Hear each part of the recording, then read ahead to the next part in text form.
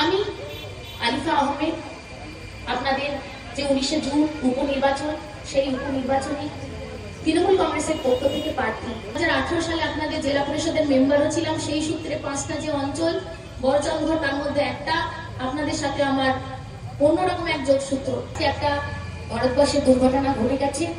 Air ইন্ডিয়ার একটা বিমান একটা মেডিকেল হস্টেলে ধ্বংস হয়ে ঢুকে পড়ে এবং আনুমানিক প্রায় 240 জন সেই বিমানে ছিলেন। 25 জন প্রাণ হারান। আমি তাদের প্রতি সমবেদনা জানাই। আমি শোকাহত, মর্মাহত যে সমস্ত লোক প্রাণ হারিয়েছেন তাদের পরিবারের প্রতি আমার সমবেদনা রইল। আমাদের এটাই বলতে চাই, যে সমস্ত অসম্পূর্ণ কাজ আছে, বাবা চলে যাওয়ার পর যে শূন্যতার সৃষ্টি হয়েছে, আমি আপনাদের এই কাজগুলো করার জন্য দায়বদ্ধ। এগত প্রায় 14 বছর ধরে আমাদের যে সরকার, তৃণমূল সরকার, মানুষের উন্নয়নের জন্য রাত দিন পাত করে কাজ করে চলেছে। প্রায় 2 কোটিরও বেশি মানুষ আজ লক্ষ্মী ভান্ডারের উপভোক্তা। সঙ্গে এই মানবিক সরকার রূপশ্রী চালু করছে।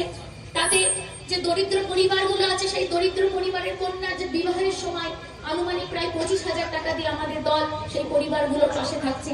মাত্র প্রকল্পই নয়, আজকে রাস্তাঘাট থেকে শুরু করে, স্বাস্থ্য থেকে শুরু করে, কোন জায়গায় লাইট থেকে শুরু করে, কৃষক বন্ধুর মাধ্যমে, স্বাস্থ্যসাথী কার্ডের মাধ্যমে, নানান রকম কাজের মাধ্যমে এই সরকার আমাদের জীবনের সাথে জড়িত।